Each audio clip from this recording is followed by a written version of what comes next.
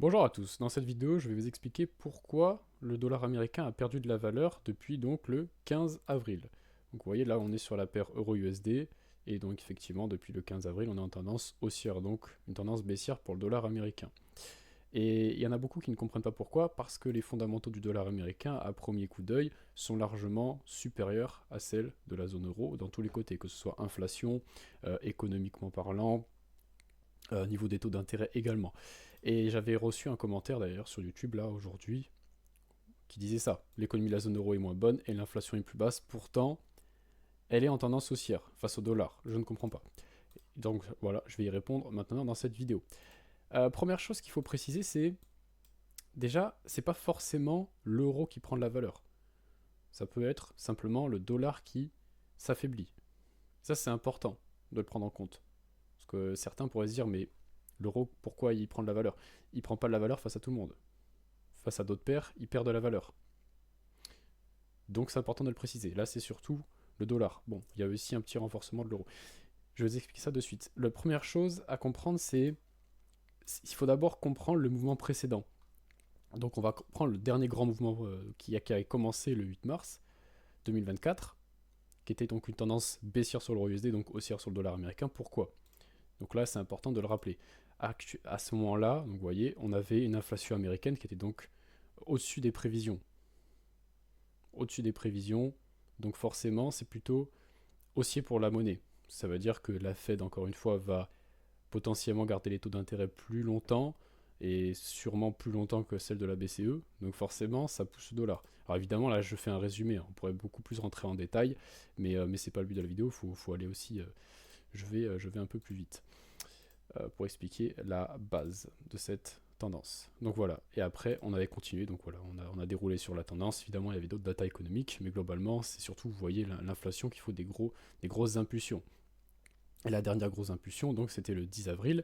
Vous voyez que également c'est pareil, on avait une inflation américaine qui était supérieure aux prévisions, qui était même supérieure aux précédents, donc on avait un léger rebond de l'inflation américaine, donc forcément, et la Fed par-dessus, Jérôme Powell qui nous dit, bon, bah, l'inflation a du mal à baisser, l'inflation stagne, donc ne vous attendez pas à des baisses de taux de suite. Okay, ce qui est logique pour la lutte contre l'inflation. Et vous voyez que c'est toutes les composantes de l'inflation qui sont élevées. Je vous rappelle qu'il ne faut pas juste regarder l'inflation rate en années, il faut aussi regarder le corps, qui est très important. Le corps, je vous rappelle, c'est sans les éléments volatiles, donc comme le pétrole, etc. Et c'est une mesure hyper importante, le corps. Et il n'y a pas que ça, il y a aussi le corps PCE, il y a plusieurs inflations. Vous voyez que normalement, je crois que c'était par ici qu'on a eu le corps PPI. Non, je ne sais plus exactement où est-ce qu'il était. Bref, donc on va continuer. Vous voyez déjà, on a compris cette tendance-là. Inflation américaine plus élevée que prévu. Et donc après, on voyait sur FedWatch Tool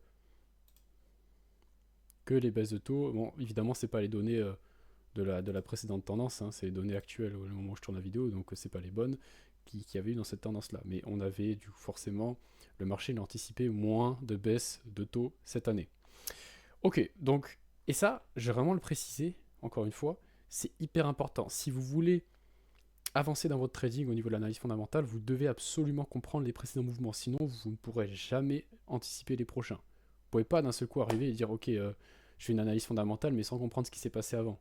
C'est pas possible. Je sais même pas comment on peut faire une analyse fondamentale sans comprendre ce qui s'est passé avant. Donc voilà. Et donc les raisons pourquoi on est parti en hausse après. Je vais la faire simple et après on va regarder un peu les chiffres. C'est parce que donc de cette baisse, les raisons de cette baisse là, de l'euro USD, se sont affaiblies. Voilà. Les raisons de cette baisse se sont affaiblies. Donc on est reparti en tendance haussière. Donc on va aller voir directement les chiffres. Et d'ailleurs, avant qu'on aille voir les chiffres, je rappelle, pour ceux qui débutent en analyse fondamentale, n'hésitez pas à aller voir ma playlist formation de trading sur YouTube. Là, je vous explique la base des bases, à savoir pour l'analyse fondamentale. Parce qu'après, pour ceux qui veulent rejoindre ma formation, qui est un peu plus... ouais, c'est pas fait pour ceux qui débutent en analyse fondamentale vraiment de zéro. Donc c'est pour ça que d'abord j'ai créé cette playlist. Voilà. Donc une fois que vous avez compris ça, on va aller voir les datas. Pourquoi? Parce que je vous fais un petit spoiler rapidement. Les données économiques américaines se sont affaiblies et les données économiques européennes ont légèrement repris des forces. Vous voyez. Donc ce qui faisait la force du dollar américain, une économie européenne très faible, une économie américaine très forte, déjà, ça commence un peu à changer. Alors oui, ce sera pas, vous allez le voir, ce ne sera pas des chiffres impressionnants non plus. Mais on constate clairement un affaiblissement de 1 de l'économie américaine et de 2 une amélioration légère de l'économie européenne, de la zone euro, pardon. Donc déjà vous avez ouais, une bonne réponse à ça. Amélioration, amélioration des données économiques américaines et pardon, détérioration des données économiques américaines et amélioration des données économiques de la zone euro. Ça, c'est le premier point. On va voir ça directement. Vous voyez que la croissance du PIB, par exemple, là, on est sur la zone euro. Alors, vous pouvez faire vos recherches de votre côté. Par exemple, vous tapez aussi l'Allemagne pour rentrer plus en détail et la France, voire même l'Italie, hein, pourquoi pas. Si vous voulez rentrer vraiment en détail, mais voilà, regardez. On était normalement sur les deux derniers trimestres de 2023, on était sur du moins 0,1%. Ah, maintenant, on est repassé largement au-dessus de 0 à 0,3. Alors oui, je suis d'accord avec vous, ça reste faible. Ça reste faible et comparé aux États-Unis, c'est ridiculement bas. Mais regardez, les États-Unis, on est vraiment en chute libre. On est quand même passé de 3,4 à là, on est passé de 1,6. Alors que la zone euro, la tendance s'inverse. Vous voyez déjà la différence. Donc ça, c'est le premier point. Une croissance américaine qui a bien chuté. Parce que si on regarde sur le graphique de l'euro USD, et heureusement qu'on a les éléments, voilà, les éléments passés. Il faut juste que je regarde où est-ce que c'était le. Voilà. Les prévisions, c'était 2,5%. Vous voyez, on était largement en dessous des prévisions. Mais vraiment largement. Donc forcément, si vous avez un affaiblissement de la croissance, vous avez des chances que également votre chômage, il y ait plus de chômage, hein, tout simplement. Et si on regarde justement plus tard, l'ENFP qui a suivi donc les résultats de la croissance économique américaine, juste au début mai, on a une augmentation du chômage, et plus que prévu. Également, l'emploi, le NFP, on est quand même passé de 315 à 175, que normalement c'était 243 les prévisions. Donc vous voyez qu'on a un affaiblissement de l'économie américaine, donc forcément ça pèse sur le dollar américain. Comme vous le voyez, les obligations du gouvernement américain sur 10 ans, on est en chute libre. Enfin, chute libre, pas exagéré, on n'est pas en chute libre, mais on a une belle baisse, donc forcément ça pèse sur l'euro USD, plutôt ça lui fait prendre de la valeur. Premier point. Si vous regardez, on va continuer pour les data économiques de la zone euro. On a le taux d'inflation qui certes se rapproche des 2%, donc la cible des banques centrales, mais vous voyez qu'il y a une stagnation également, pour le moment. Donc la Banque Centrale Européenne elle reste aussi prudente, même si évidemment on attend, le marché en tout cas il attend une baisse en juin, avant la BCE. Mais le truc c'est que c'est pas que qui va pivoter en premier, c'est aussi après justement derrière comment ça se déroule. Derrière, combien il y aura de baisse de taux. Parce qu'en soi, c'est pas vraiment qui va baisser en premier les taux, c'est surtout de quelle ampleur ça va être tout au long de l'année. C'est bien ça qu'il faut prendre en compte. Également, si on regarde donc, tac tac tac, bon, le taux de chômage, vous voyez qu'il a pas bougé en zone euro. Hop, attendez, on va revenir sur les États-Unis. Donc vous voyez, affaiblissement, on le voit clairement. Voilà. Et au niveau des PMI, si on regarde les PMI américains, se sont affaiblis également. Bon, le PMI des services c'est très légèrement affaibli. Le PMI manufacturier, il est repassé en contraction. Non manufacturier, pardon, c'est l'inverse. Le non manufacturing PMI est passé en contraction et le PMI manufacturier il est passé à 50, donc au bord de la contraction. Donc on a quand même une baisse et une baisse également de la confiance. Si on regarde en zone euro, on a certes un PMI des manufacturiers qui a du mal, c'est vrai, mais regardez quand même, on a un PMI des services qui s'améliore grandement. Ok. Là, évidemment, je ne rentre pas non plus trop en détail. Si on regarde sur la France et l'Allemagne, il y a également des améliorations. C'est ça qu'il faut... Je pense que vous avez compris le principe. Et ensuite, donc, qu'est-ce qu'on a eu? Hop, c'était ici.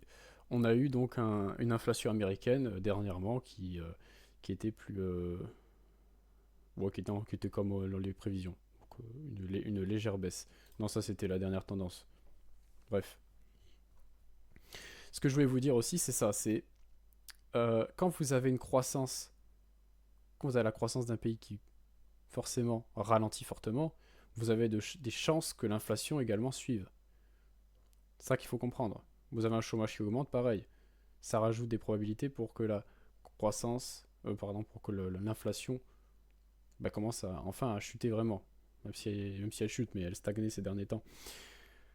Donc ça, c'est pour ça que les données économiques sont très importantes là-dessus. Voilà. Et voilà pourquoi vous avez eu un euro USD qui a pris de la valeur et un dollar américain donc qui a perdu de la valeur. Donc voilà, je voulais vous faire une petite vidéo rapide sans trop non plus rentrer trop dans les détails. Après, en fait, vous avez compris le principe.